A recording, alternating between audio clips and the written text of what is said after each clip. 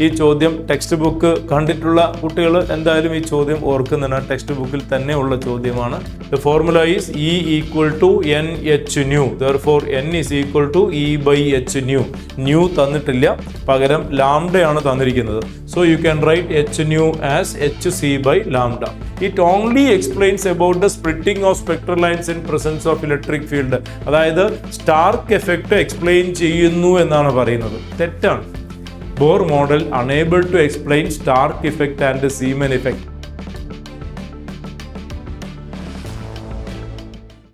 Hi children. Professor PC Thomas and Chaitanya ക്ലാസ്സസിലേക്ക് എല്ലാവർക്കും സ്വാഗതം. നമ്മൾ ഇന്ന് ഇവിടെ 2026 ഡിഫറെൻ്റ് കോമ്പറ്റേറ്റീവ് എക്സാംസിന് തയ്യാറെടുക്കുന്ന എല്ലാ വിദ്യാർത്ഥികൾക്കും വേണ്ടി ഈ വരുന്ന കീം എക്സാമിനേഷൻ 2026 കീം എക്സാമിനേഷൻ്റെ തയ്യാറെടുപ്പിന് വേണ്ടി പ്രത്യേകിച്ചും കഴിഞ്ഞ 2025 കീം എക്സാമിലെ ചോദ്യങ്ങൾ ചാപ്റ്റർ വൈസായിട്ട് ഡിസ്കസ് ചെയ്യുന്ന ഒരു വീഡിയോയിലേക്കാണ് നിങ്ങൾ പോകുന്നത്. റൈറ്റ്. അപ്പോൾ ഓരോ ചാപ്റ്ററിലെയും ചോദ്യങ്ങൾ ചാപ്റ്റർ വൈസായിട്ട് 2025 6 സെഷനിലായിട്ട് നടന്ന പരീക്ഷകളിലെ ചാപ്റ്റർ വൈസായിട്ടുള്ള ചോദ്യങ്ങൾ നമ്മൾ ഡിസ്കസ് ചെയ്യാണ് ഓരോ വീഡിയോസിലൂടെ. ഓക്കെ. അപ്പോൾ ഇന്ന് ഈ വീഡിയോയിൽ നമ്മൾ പരിചയപ്പെടുന്നത് രണ്ടാമത്തെ ചാപ്റ്റർ സ്ട്രക്ചർ ഓഫ് ആറ്റം എന്ന ചാപ്റ്ററിൽ നിന്നുള്ള ചോദ്യങ്ങളാണ്. ഏകദേശം എഗെയിൻ 5-6 ചോദ്യങ്ങൾ ചാപ്റ്റർ 1 കണ്ടതുപോലെ തന്നെ 5-6 ചോദ്യങ്ങളാണ് ഉള്ളത്. ആ ചോദ്യങ്ങളിലേക്ക് കടക്കുന്നതിന് മുൻപായിട്ട് 1-2 കാര്യങ്ങൾ എല്ലാവരും ഒന്ന് ശ്രദ്ധിക്കുക. റൈറ്റ്. നോക്കൂ, ദ ഫൈനൽ സ്പ്രിൻറ്റ് എന്നും പറഞ്ഞ് നമ്മൾ കീം എക്സാമിനേഷന് എക്സ്ക്ലൂസീവായിട്ട് 2 കാറ്റഗറി ഓഫ് ബാച്ചസ് നമ്മൾ സ്റ്റാർട്ട് ചെയ്യുന്നുണ്ട്. അതിൻ്റെ അഡ്മിഷൻ നടന്നുകൊണ്ടിരിക്കുകയാണ്. ഒന്നാമത്തെ കാറ്റഗറി CBSE ബാച്ച് 1 കാറ്റഗറി എന്ന് പറയും. CBSE സ്റ്റുഡൻസിന് ഉള്ളതാണ്. അവരുടെ ക്ലാസ്സുകൾ തുടങ്ങുന്നത് മാർച്ച് 13-ാം തീയതിയാണ്. സെക്കൻഡ് കാറ്റഗറി ബാച്ചസ് സ്റ്റേറ്റ് സ്റ്റുഡൻസിനാണ്. റൈറ്റ്. അത് തുടങ്ങുന്നത് മാർച്ച് 18-ാം തീയതിയാണ് കേട്ടോ. ഇതിൻ്റെ കൂടുതൽ ഡീറ്റെയിൽസ്, ടൈം ടേബിൾ എങ്ങനെയാണ് ചാപ്റ്റർ കവറേജ് നടക്കുന്നത്, ഓരോ ദിവസവും ചാപ്റ്ററിൻ്റെ റിവിഷൻ പ്രോഗ്രാം എങ്ങനെയായിരിക്കും, അതിൽ ഡിസ്കസ് ചെയ്യുന്ന കാര്യങ്ങൾ, അതുപോലെ ഡെയിലി നടക്കാൻ പോകുന്ന മോക്ക് ടെസ്റ്റുകൾ, ഡിസ്കഷൻ പേപ്പേഴ്സ്, ആ കാര്യങ്ങളെല്ലാം നിങ്ങൾക്ക് ഈ QR കോഡ് സ്കാൻ ചെയ്ത് കഴിഞ്ഞാൽ ലഭിക്കും. അല്ലെങ്കിൽ ഫോൺ നമ്പറിൽ വിളിച്ചു കഴിഞ്ഞാൽ ഡീറ്റെയിൽഡായിട്ട് നിങ്ങൾക്ക് അതിൻ്റെ ഡിസ്ക്രിപ്ഷൻസ് ലഭ്യമാണ്. എല്ലാവരും അത് പ്രയോജനപ്പെടുത്തുവാൻ ശ്രമിക്കുക. അതുപോലെ തന്നെ നിങ്ങൾക്ക് ഇത് ആവശ്യമായിട്ട് വരുന്ന നിങ്ങളുടെ സുഹൃത്തുക്കൾ അല്ലെങ്കിൽ റിലേറ്റീവ്സ് എല്ലാവർക്കും ഇത് ഷെയർ ചെയ്യാനും കൂടെ എല്ലാവരും ശ്രമിക്കുക. Let them make use of it. Okay. അതുപോലെ തന്നെ ഇവിടെ കാണാൻ സാധിക്കും നിങ്ങൾക്ക് +1 +2 ട്യൂഷൻ ക്ലാസ്സുകളിലേക്കുള്ള പ്രോഗ്രാംസ്. നോക്കൂ, ഓരോ സബ്ജക്റ്റിൻ്റെയും +1 +2 ഓരോ സബ്ജക്റ്റിൻ്റെയും എല്ലാ വിഷയങ്ങളുടെയും ഡീറ്റെയിൽഡ് ആയിട്ടുള്ള കോംപ്രഹെൻസീവ് കവറേജ് ക്ലാസ്സസ്, വീഡിയോസ് നമ്മുടെ ആപ്പിലും സൈറ്റിലും ഒക്കെ ലഭ്യമാണ്. ആശയങ്ങൾ കൃത്യമായിട്ട് പഠിച്ച് ചോദ്യങ്ങൾ വർക്കൗട്ട് ചെയ്യുക എന്നുള്ളത്. നോക്കൂ, കോൺസെപ്റ്റ് ക്ലിയർ ആയിട്ട് പഠിച്ചിട്ടുണ്ടാവണം. അപ്പോൾ അതിലേക്കായിട്ടുള്ള ഒരു പ്രയത്നം ഈ 2 കാറ്റഗറിയിലൂടെ എല്ലാവർക്കും വിനിയോഗിക്കാവുന്നതാണ് കേട്ടോ. +1 ട്യൂഷനും +2 ട്യൂഷനും. ഓക്കെ. സബ്ജക്റ്റ് കവറേജിനെ കുറിച്ചാണ്. അതിൻ്റെ ഡീറ്റെയിൽഡ് വീഡിയോ ഉണ്ട്. അതുപോലെ തന്നെ റിവിഷൻ ആവശ്യമായിട്ടുള്ള 1 ഷോട്ട് വീഡിയോസും, അങ്ങനെ വെറൈറ്റി ഓഫ് 100 കണക്കിന് അത്തരം വെറൈറ്റി ഓഫ് കാര്യങ്ങൾ നിങ്ങൾക്ക് ലഭ്യമാണ് നമ്മുടെ ഓൺലൈൻ സെഗ്മെൻറ്റിലൂടെ കേട്ടോ. അതും എല്ലാവരും പ്രയോജനപ്പെടുത്തുക. നമ്മൾ സെക്കൻഡ് ചാപ്റ്ററിലെ ചോദ്യങ്ങൾ പരിചയപ്പെടാൻ പോവുകയാണ്. Let's C. Structure of atom എന്ന ചാപ്റ്ററിലെ ഒന്നാമത്തെ ചോദ്യമാണ്. ഈ ചോദ്യം ടെക്സ്റ്റ് ബുക്ക് കണ്ടിട്ടുള്ള കുട്ടികൾ എന്തായാലും ഈ ചോദ്യം ഓർക്കുന്നതാണ്. ടെക്സ്റ്റ് ബുക്കിൽ തന്നെ ഉള്ള ചോദ്യമാണ്. സോൾവ്ഡ് എക്സർസൈസ് ആയിട്ട് കൊടുത്തിരിക്കുന്ന ആ ചാപ്റ്ററിലെ ഒരു ചോദ്യമാണ്. നോക്കുക. The Vivid Bharati station of All India Radio, Kozhikode, broadcast on a frequency 1500 kilohertz. What is the wavelength of electromagnetic radiation emitted by the transmitter എന്നാണ് ചോദ്യം. അപ്പോൾ എന്താണ് തന്നിരിക്കുന്നത്? തന്നിരിക്കുന്നത് ഫ്രീക്വൻസിയാണ്. What given is frequency. ചോദിച്ചിരിക്കുന്നത് എന്താണ്? വേവ് ലെങ്ത് എത്ര എന്നാണ് ചോദിച്ചിരിക്കുന്നത്. അറിയാത്ത ആരുമില്ല. വളരെ സിമ്പിൾ ആയിട്ടുള്ള formula new equal to C/λ എന്നാണ്. Lambda equal to C by nu എന്നാണ്. സി വാല്യൂ തന്നിട്ടില്ലെങ്കിൽ നിങ്ങൾ അറിഞ്ഞിരിക്കണം കേട്ടോ. 3 × 10⁸ divided by frequency 1500 kilo hertz ആണ്. So it is into 1000 hertz വരും കേട്ടോ. അപ്പൊ എന്തായി നോക്കൂ, എന്തായി കാൽക്കുലേഷൻ? ഇവിടെ 3 ഇവിടെ 2, അപ്പൊ 10⁵5 ക്യാൻസൽ ചെയ്യുമ്പോൾ ഇവിടെ 10⁵3 എന്ന് വരും അല്ലേ. 1/15 എന്ന് പറയുമ്പോൾ 1/5 ആണ് എന്ന് വെച്ച് കഴിഞ്ഞാൽ 0.2 × 10⁵3 എന്ന് വെച്ചാൽ 200. ശരിയല്ലേ? 200 meters. 200 meters. First choice is the correct answer. Right. വളരെ ലളിതമായിട്ടുള്ള ചോദ്യമാണ്. ഫ്രം ദ ഇലക്ട്രോമാഗ്നറ്റിക് വേവ്സിന്റെ പാർട്ടിൽ വരുന്നൊരു ചോദ്യമാണ്. Related to various wave parameters and their relationship. Okay, അപ്പോൾ എല്ലാവരും എന്ത് ചെയ്യണം? Frequency, wavelength, wave number, period, അതിൻ്റെ ഓരോരോ ഫോർമുല എല്ലാം നന്നായിട്ടൊന്ന് നോക്കി വെക്കുക. അതിൽ നിന്ന് വരുന്ന സിമ്പിളായിട്ടുള്ള ചോദ്യങ്ങൾ ഇതുപോലെ നിങ്ങൾക്ക് പ്രതീക്ഷിക്കാം. Okay, once again nu equal to C by lambda, lambda equal to C by nu. C തന്നിട്ടുണ്ട്, ന്യൂ തന്നിട്ടുണ്ട്, ലാംഡ എത്രയാണെന്ന് പറയും. സിമ്പിൾ കാൽക്കുലേഷനും കൂടിയാണ് അല്ലേ. ഓക്കെ, നമുക്ക് അടുത്ത ചോദ്യത്തിലേക്ക് പോകാം. രണ്ടാമത്തെ ചോദ്യം. Yes, which of the following experimental phenomenon is explained by wave nature of electromagnetic radiation എന്നാണ് ചോദ്യം. which of the following experimental phenomenon is explained by wave nature of electromagnetic radiation എന്നാണ് ചോദ്യം. വളരെ simple, direct question. Black body radiation. Black body radiation എന്തുമായി ബന്ധപ്പെട്ടതാണ്? Wave nature അല്ല, പിന്നെ quantum തിയറിയുമായി ബന്ധപ്പെട്ടതാണ് അല്ലെ. പാർട്ടിക്കിൾ നേച്ചറുമായി ബന്ധപ്പെട്ടതാണ് ബ്ലാക്ക് ബോഡി റേഡിയേഷൻ. അതുപോലെ ഫോട്ടോ ഇലക്ട്രിക് എഫക്റ്റ് ക്വാണ്ടം തിയറിയുമായി ബന്ധപ്പെട്ട് വരുന്നതാണ്. ക്വാണ്ടം തിയറിയുടെ എന്തിന് ക്വാണ്ടം തിയറി എന്ന് ചോദിക്കുമ്പോൾ പറയുന്ന ഉത്തരമാണ് black body radiation, photo electric effect, heat capacity versus temperature, atomic spectra. You can refer to the NCERT. അപ്പോൾ ഇതെല്ലാം ക്വാണ്ടം തിയറിയുമായി ബന്ധപ്പെട്ടതാണ്. And the answer is third choice. ഇതാണ് ഉത്തരം അല്ലെ. ഡിഫ്രാക്ഷൻ, ഇന്റർഫെറൻസ്, ഇതെല്ലാം വേവ് നേച്ചറുമായി ബന്ധപ്പെട്ട് പറയുന്ന ടോപ്പിക്സ് ആണ് അല്ലെ. ഡിഫ്രാക്ഷൻ, ഇന്റർഫെറൻസ്, ഇതെല്ലാം വേവ് നേച്ചറുമായി ബന്ധപ്പെട്ട് പറയുന്നതാണ്. അതേസമയം black body radiation, quantum theory, particle നേച്ചറുമായി ബന്ധപ്പെട്ട് പറയുന്നതാണ്. Photo electric effect, variation of heat capacity of solids as a function of temperature. This is the answer. And line spectra of atoms with reference to hydrogen. ഇതെല്ലാം അപ്പോൾ option 1, 2, 4, 5. All these are introduced as, or all these are the properties which are explained by quantum theory of radiation. അല്ലേ, എന്താ quantum theory? Energy transmitted not continuously but discontinuously in the form of small packets of energy called quanta. ആ തിയറിയുടെ ജസ്റ്റിഫിക്കേഷനുമായി ബന്ധപ്പെട്ട് പറയുന്ന experimental evidences ആണ് ആ പറയുന്ന എല്ലാ പ്രോപ്പർട്ടീസും except diffraction. Diffraction is a result of wave nature. അതായിരുന്നു നമ്മുടെ ചോദ്യം. സോ ഡയറക്റ്റ് ക്വസ്റ്റ്യൻ ആണ്.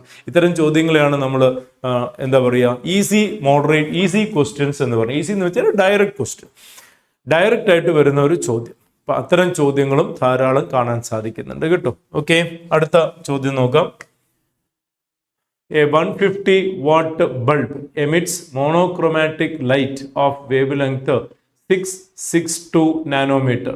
How many number of photons emitted per second by the bulb? ഇതാണ് ചോദ്യം. റൈറ്റ്, അടുത്ത ചോദ്യം അതാണ്. A 150 watt bulb എല്ലാവർക്കും അറിയാം, E equal to NH nu എന്നാണ്. Energy equal to NH nu എന്താണ്? Right? What is N? Number of photons. H nu, quantity of one quanta. H nu എന്ന് വെച്ചാൽ energy of one quanta. And energy is emitted only in the integral multiples of quanta എന്നാണ്. അപ്പോൾ 1 quanta, 2 quanta, 10 quanta, 100 quanta, 1 lakh quanta, 1 crore quanta, അങ്ങനെയാണ് വരിക അല്ലേ. So this is the number of photons. അതാണ് നമ്മുടെ ചോദ്യം. എന്താ നമ്മുടെ ചോദ്യം? How many number of photons emitted per second എന്നാണ് ചോദ്യം. ഇതാണ് നമുക്ക് കണ്ടുപിടിക്കേണ്ടത്. Right. So number of photon n equal to E by h nu എന്നാണ്. E എത്രയടാ? 150 വാട്ട് തന്നിട്ടുണ്ട്, 150 joule per second. So it is 150 watt divided by h 6.62 into 10 power minus 34. ഇനി nu എവിടെ? By h nu. H ന്യൂല് it is h c by lambda. കേട്ടോ, nu തന്നിട്ടില്ല, തന്നിരിക്കുന്നത് ലാംഡയാണ്. So it is h c 3 into 10 power 8 divided by lambda. അപ്പോൾ lambda മുകളിലേക്ക് പോയി. സോ ഇറ്റ് ഈസ് 662 നാനോമീറ്റർ ആണ് ഇൻറ്റു 10 പവർ -9 മീറ്റർ. 662 നാനോമീറ്റർ. അപ്പോൾ ഈ ബൈ ലാംഡ എന്തായി? ന്യൂമറേറ്ററിലേക്ക് പോയി. കേട്ടോ, okay. So what you get? ഇത് നമുക്ക് എന്ത് എഴുതാം?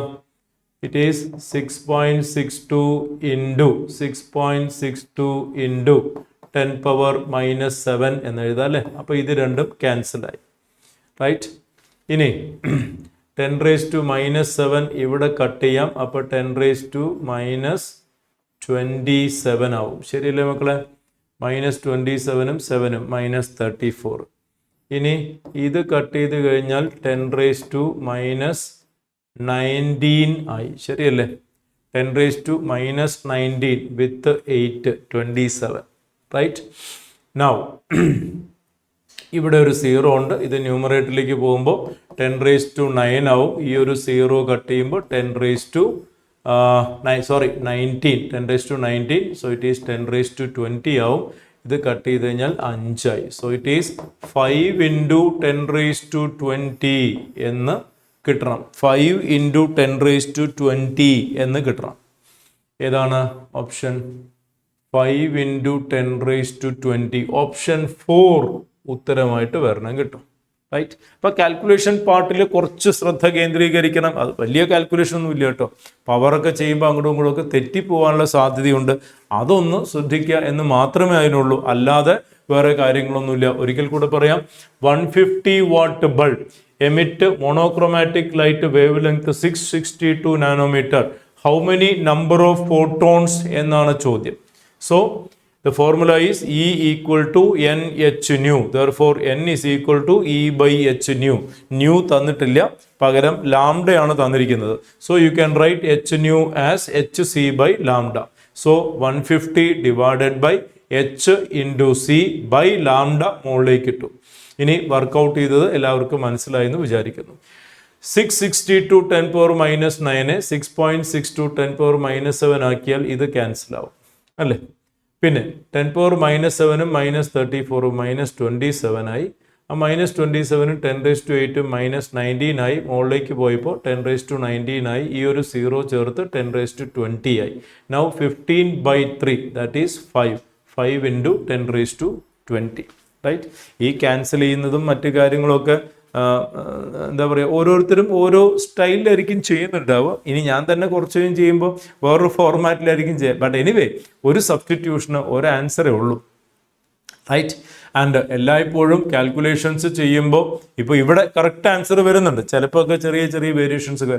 U go for approximation. Keep an eye in the option. ഓപ്ഷൻസിൽ എപ്പോഴും ഒരു ശ്രദ്ധ വേണം. എന്നിട്ട് അപ്രോക്സിമേഷൻ നടത്തുക. എത്രയാണോ നമുക്ക് അപ്രോക്സിമേഷൻ ചെയ്യാൻ സാധിക്കുന്നത് അത്രയും ചെയ്യാവുന്നതാണ്. ചില സമയങ്ങളിൽ മാത്രം ഒരു ക്ലോസ് ആൻസേഴ്സ് വരുമ്പോൾ ഒന്ന് പ്രിസൈസ് ആയിട്ട് കാൽക്കുലേറ്റ് ചെയ്യണം എന്നത് ഒഴിച്ചാൽ പലപ്പോഴും അല്ലാതെ തന്നെ ഒരു അപ്രോക്സിമേഷൻ ടെക്നിക്കിലൂടെ നമുക്ക് ക്ലോസ് ആൻസറിലേക്ക് റീച്ച് ചെയ്യാനും നമ്മുടെ ആൻസർ പിക്ക് ചെയ്യാനും സാധിക്കും വിത്തൗട്ട് എനി അക്യുറേറ്റ് കാൽക്കുലേഷൻ ചിലപ്പോൾ ചെയ്യേണ്ടി വരും. അപ്പോൾ മാത്രം ചെയ്താൽ മതിയല്ലോ, എന്തിനാ സമയം കളയണത്, അല്ലേ? That is a professional way of approach. അടുത്ത ചോദ്യത്തിലേക്ക് പോവാം. 4ാമത്തെ ചോദ്യം. The orbital described by quantum number n equal to 4 l equal to 2. n equal to 4 l equal to 2 l equal to 0 എന്ന് പറഞ്ഞാൽ s ഓർബിറ്റലാണ്, അല്ലേ? L equal to 0 s ഓർബിറ്റലാണ്. L equal to 1 p ഓർബിറ്റലാണ്.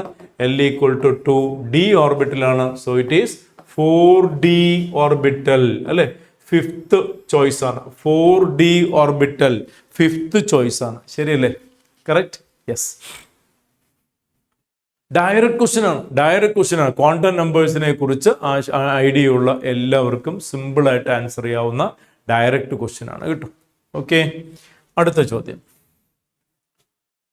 A subatomic particle of mass 6.63 into 10 power minus 31 kilogram moving with a velocity 1 into 10 raised to 6 meter per second. What is the de Broglie wavelength in nanometer associated with it? That is the question. Okay. So de Broglie wavelength കാണണം. de Broglie wavelength lambda is equal to h by mv.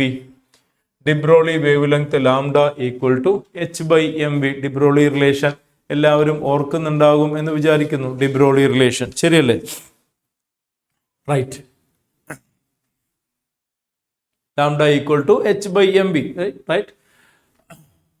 ഇനി H തന്നിട്ടുണ്ട് കേട്ടോ. 6.63 into 10 power minus 34 തന്നിട്ടില്ലെങ്കിൽ നിങ്ങൾക്ക് അറിയണം.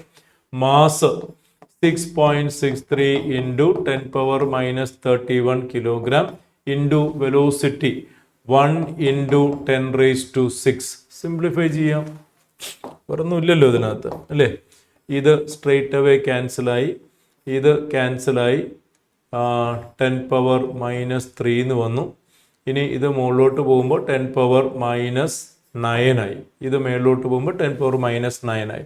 So it is 1 into 10 power minus 9, 1 nanometre. 1 nanometre. Second choice is the correct answer. Second choice is the correct answer. എത്ര സിമ്പിളാ calculation ഒന്നുമില്ല, calculation പറയാൻ ഒന്നുമില്ല. ഈ ഫോർമുല ജസ്റ്റ് അറിഞ്ഞിരിക്കുക, സബ്സ്റ്റിറ്റ്യൂട്ട് ചെയ്യുക, ആൻസറിലേക്ക് പോവുക. അപ്പോഴും ഈ കൺവേർഷനൊക്കെ ചിലപ്പോൾ തെറ്റിക്കുന്ന ആൾക്കാരൊക്കെ ഉണ്ട് കേട്ടോ. വളരെ സിമ്പിളായിട്ടുള്ള കൺവേർഷൻ തെറ്റിക്കുന്ന ആൾക്കാരൊക്കെ ഉണ്ട്. നാനോമീറ്ററും ആംസ്ട്രങ്ങും പൈക്കോമീറ്ററും ഒക്കെ തെറ്റിക്കുന്ന ആൾക്കാരൊക്കെ ഉണ്ട്. അവരൊക്കെ ഒന്ന് കെയർഫുൾ ആയിരിക്കണം എന്നുള്ളതാണ് എടുത്ത് പറയാനുള്ളത്. പിന്നെ ഈ പവറുകൾ ഹാൻഡിൽ ചെയ്യുമ്പോൾ തെറ്റിക്കുന്ന കുറേ പേരുണ്ട്. വലിയ മാത്സിലെ പുലികളൊക്കെ ആയിരിക്കും. എന്നാലും ഈ പവറുകളൊക്കെ ഹാൻഡിൽ ചെയ്യുന്ന സമയത്ത് സില്ലി ആയിട്ടുള്ള മാത്തമാറ്റിക്കൽ മിസ്റ്റേക്സ് വരുത്തുന്ന കുറേ കുട്ടികളുണ്ട്. അവർ അതൊന്ന് പ്രത്യേകം ശ്രദ്ധിക്കണം. മനസ്സ് കൃത്യമായി നിയന്ത്രിച്ച്, അറിയാഞ്ഞിട്ടല്ല അറിഞ്ഞുകൊണ്ട് തന്നെ, അത് അശ്രദ്ധ കാരണമൊക്കെ ആയിരിക്കാം. മനസ്സ് നിയന്ത്രിച്ച് കോൺസെൻട്രേറ്റ് ചെയ്ത് അതൊന്ന് കൃത്യമായിട്ട് എക്സിക്യൂഷൻ സമയത്ത് ശ്രദ്ധിക്കുക എന്നുള്ളതാണ് പറയാനുള്ളത്. Okay, right. അടുത്തത്, for hydrogen atom the orbital with lowest energy among the given orbital is. For hydrogen atom orbital with lowest energy. Hydrogen ആറ്റത്തിന്റെ കേസിൽ എല്ലാവർക്കും അറിയുന്നതാണ്. The energy is decided by for hydrogen atom energy is decided by n value only. പഠിച്ചിട്ടില്ലേ? For hydrogen atom energy of orbital related by only n value. n value മാത്രം നോക്കിയാൽ മതി അല്ലേ? ഇവിടെ n value 4, ഇവിടെ n value 2, ഇവിടെ n value 3, ഇവിടെ n value 2. അപ്പോൾ lower n value വരുന്നത് ഇത് രണ്ടുമാണ് അല്ലേ? നോക്ക്, 1 അപ്പോൾ 4, 3, 2. ഈ 2 വരുന്ന രണ്ട് കേസസ്. കോമ്പിനേഷൻ ആണ് ഉത്തരം കേട്ടോ. കോമ്പിനേഷൻ ആണ് ഉത്തരം. 2 വരുന്ന ആൻസർ എന്ന് വെച്ചാൽ 2ഉം 4ഉം 2ഉം 4ഉം. Second choice is the correct answer. Second choice is the correct answer. Okay, right. ശ്രദ്ധിക്കുക, മൾട്ടി ഇലക്ട്രോൺ സിസ്റ്റം ആണെന്നുണ്ടെങ്കിൽ energy related to n+l value. ഇത് യൂണി ഇലക്ട്രോൺ സിസ്റ്റം, ബോർ ആറ്റത്തിനാണ് കേട്ടോ. For multi electron system it is energy related to energy of orbital related to n+l value. പഠിച്ചിട്ടുണ്ട് കേട്ടോ.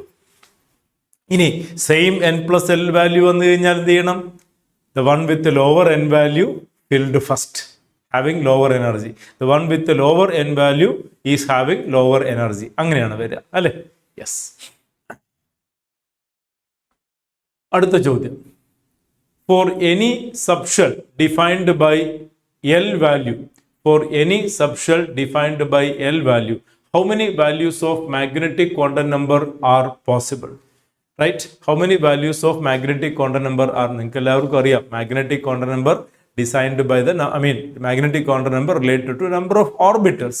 ഒരു particular l value എടുത്താൽ എത്ര ഓർബിറ്റലുകളുണ്ട് പഠിച്ചിട്ടില്ലേ മക്കളെ? It is 2l plus 1. 2l plus 1. Right? ഏതാ ചോയ്സ്?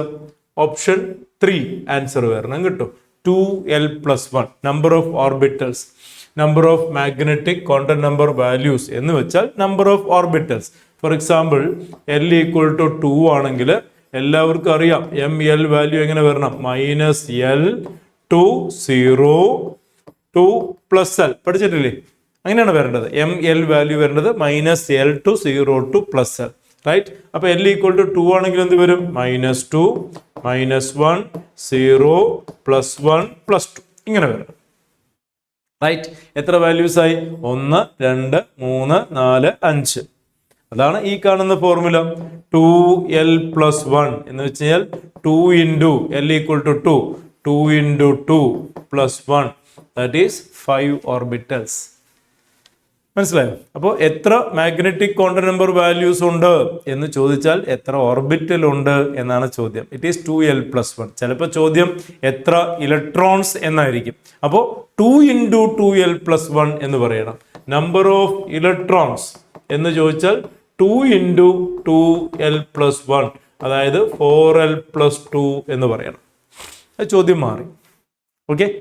റൈറ്റ്. അപ്പോൾ പറഞ്ഞു വന്നത് ഈ ഒരു ചോദ്യം പഠിക്കുമ്പോൾ തന്നെ അതുമായി ബന്ധപ്പെട്ട for a particular shell how many orbitals are possible പഠിച്ചിട്ടുണ്ട് നിങ്ങൾ. n², എത്ര ഇലക്ട്രോൺസ് ആണ്? 2n².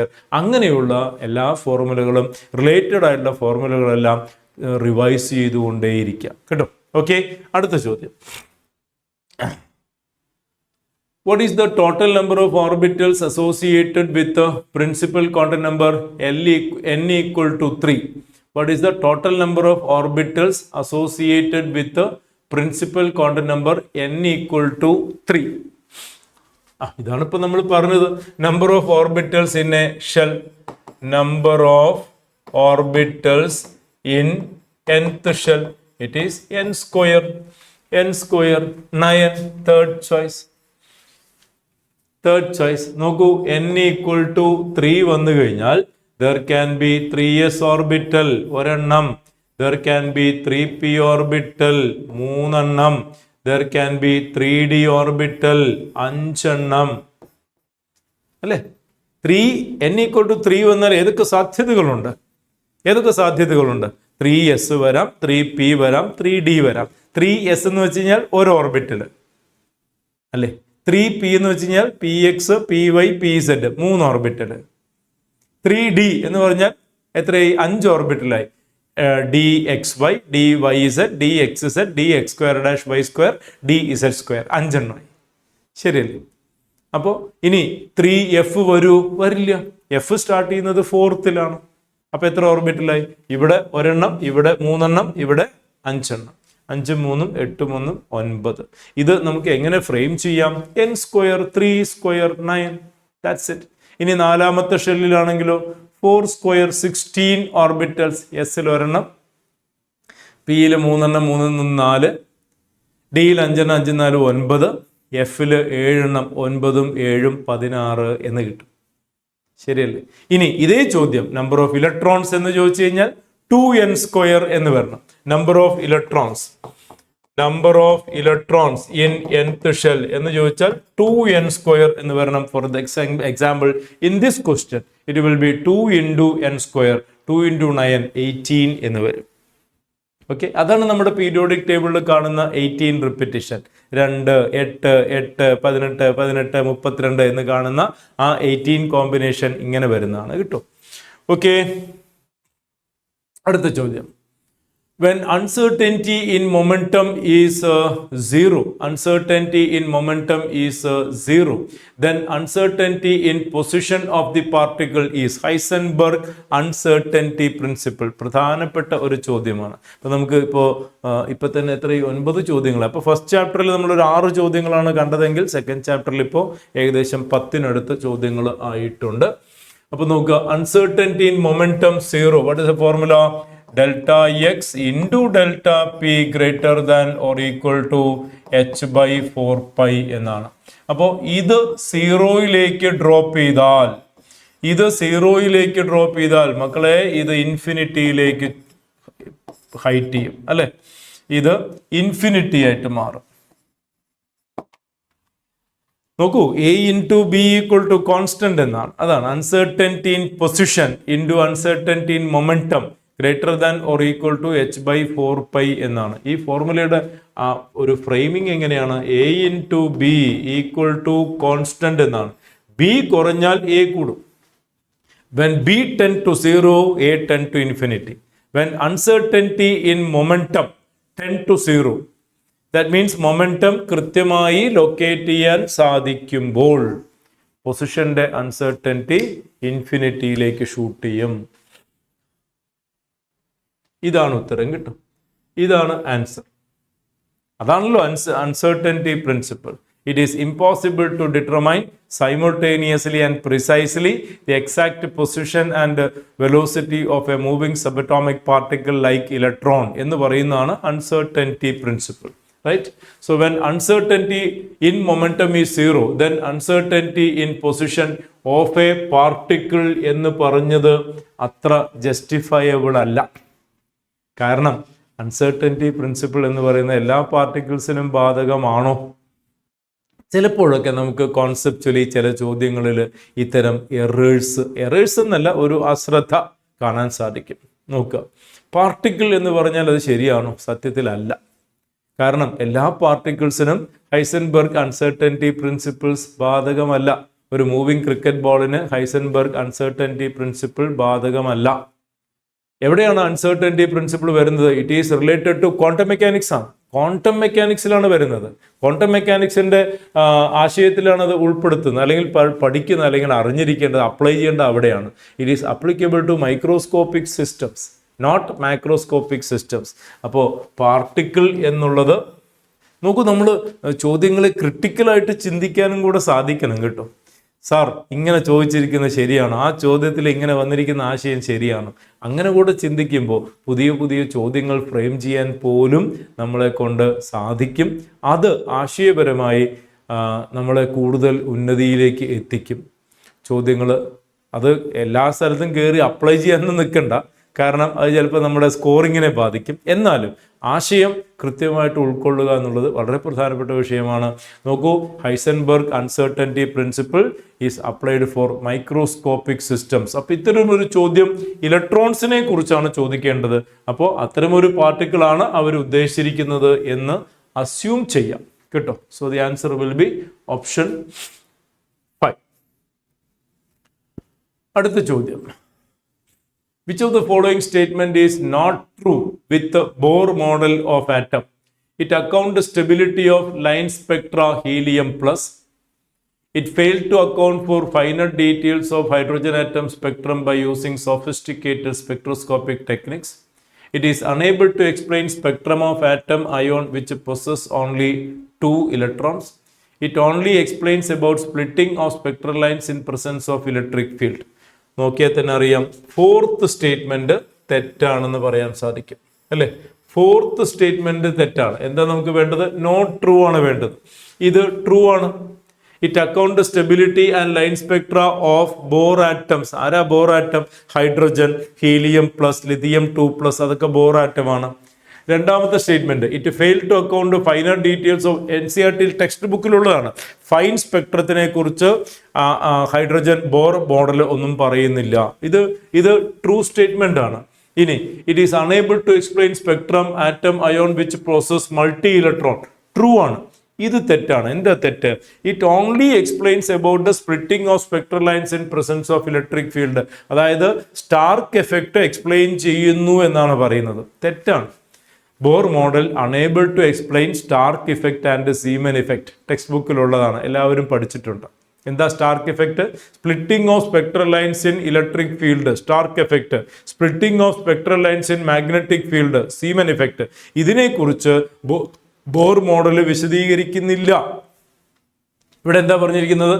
It only explains about Stark effect എന്നാണ്. തെറ്റാണ്. It is unable to explain Stark effect and Zeeman effect. കേട്ടോ, അപ്പോൾ അത് തെറ്റാണ്. ലാസ്റ്റ് പോയിന്റ് എന്താ? It is unable to explain ability of atoms to form molecule. ഇതും കറക്റ്റാണ്.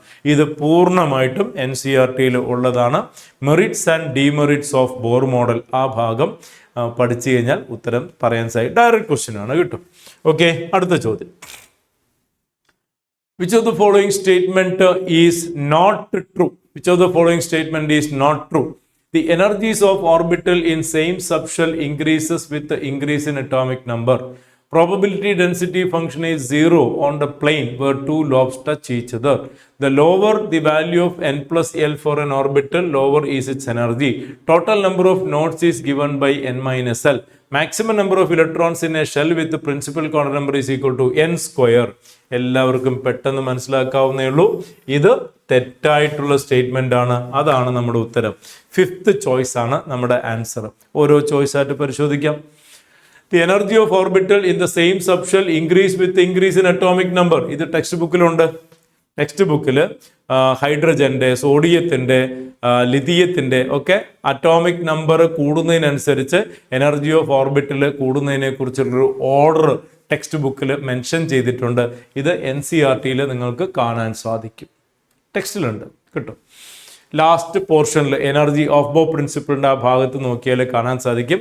ഒരു പാരഗ്രാഫിൻ്റെ ഏറ്റവും അവസാനത്തെ ലൈനായിട്ട് right hand page, right hand കോളത്തിൽ ഒരു പാരഗ്രാഫിൻ്റെ ലാസ്റ്റ് കമൻ്റ് ആയിട്ട് നിങ്ങൾക്ക് ഇത് കാണാൻ സാധിക്കും. Probability density function 0 on the plane where 2 lobes touch each other. 2 lobes ഇങ്ങനെ ടച്ച് ചെയ്യുന്ന ഈ ഭാഗത്ത് പ്രോബബിലിറ്റി ഡെൻസിറ്റി 0 എന്ന്. ട്രൂ സ്റ്റേറ്റ്മെന്റ് അല്ലേ? അടുത്തത് lower value of n plus l lower the energy. Correct അല്ലേ? Aufbau principle. അടുത്തത് total number of nodes given by n minus l. മക്കൾ പഠിച്ചിട്ടില്ലേടാ? Radial node equal to n minus l minus 1 and angular node is equal to l. Therefore total nodes is equal to, ഇത് രണ്ടും കൂടെ add ചെയ്യാം, n minus l minus 1 plus L, you get n minus 1. അത് ശരിയല്ലേ? അപ്പോൾ 4 സ്റ്റേറ്റ്മെന്റ്സും ശരിയാണ്, 5ാമത്തെ ഒഴിച്ച്. That is A correct answer. Okay, fine. അടുത്ത ചോദ്യം. And here we have the last question. അപ്പോൾ 12 ചോദ്യങ്ങൾ. ഇപ്പോൾ നമ്മൾ ഫസ്റ്റ് ചാപ്റ്ററിൽ നിന്ന് ഏകദേശം 6 ചോദ്യങ്ങളാണ് കണ്ടതെങ്കിൽ സെക്കൻഡ് ചാപ്റ്ററിൽ 12ഓളം ചോദ്യങ്ങൾ നമുക്ക് കാണാൻ സാധിക്കും. അപ്പോൾ ഒരു ആവറേജ് 2 ചോദ്യങ്ങൾ നമുക്ക് സ്ട്രക്ചർ ഓഫ് ആറ്റം എന്ന കണ്ടന്റിൽ നിന്ന് പ്രതീക്ഷിക്കാവുന്നതാണ്. കിട്ടും. Okay, which of the following variations വരാം. എല്ലാ പരീക്ഷകളും ഒരേ പാറ്റേണിൽ വന്നോളന്നില്ല. മിക്കവാറും നമ്മൾ മനസ്സിലാക്കുന്നത് PYQ പാറ്റേൺ നോക്കിയിട്ടാണ്. ആ ഒരു പാറ്റേൺ പറയുന്നു എന്ന് മാത്രം. Which of the following quantum numbers determine the orientation of the orbital? Orientation decided by magnetic quantum number ML. ചോദിച്ചിരിക്കുന്നത് ഓറിയന്റേഷനെ കുറിച്ചാണ്. This is talking about energy, അറിയാലോ. This is talking about shape, sub energy, and this is talking about spin and orientation decided by ML value, that is called magnetic quantum number. Okay, അപ്പോൾ ഇത്രയും ചോദ്യങ്ങളാണ് നമുക്ക് second ചാപ്റ്ററിൽ നിന്ന് ഉള്ളത്. Hope you enjoyed the video. ഇതുപോലുള്ള എല്ലാ chapter wise വീഡിയോസും നിങ്ങൾക്ക് ലഭ്യമാകുന്നതായിരിക്കും. എല്ലാവരും നന്നായിട്ട് ചാപ്റ്റർ റിവൈസ് ചെയ്ത് ഈ വീഡിയോസൊക്കെ കണ്ട് ഈ ക്വസ്റ്റ്യൻസൊക്കെ ചെയ്ത് ഇതുപോലുള്ള ധാരാളം ചോദ്യങ്ങൾ സ്ഥിരം കുത്തി ഇരുന്ന് പ്രാക്ടീസ് ചെയ്ത് കഴിഞ്ഞാൽ നിങ്ങൾക്ക് നല്ല ഒരു സ്കോറിലേക്ക് എത്താൻ എല്ലാവർക്കും സാധിക്കും. എല്ലാവർക്കും അടിപൊളിയായിട്ട് പഠിക്കാൻ സാധിക്കട്ടെ എന്ന് പ്രാർത്ഥിച്ചുകൊണ്ട് നിർത്തുന്നു. Bye, see you in the next video.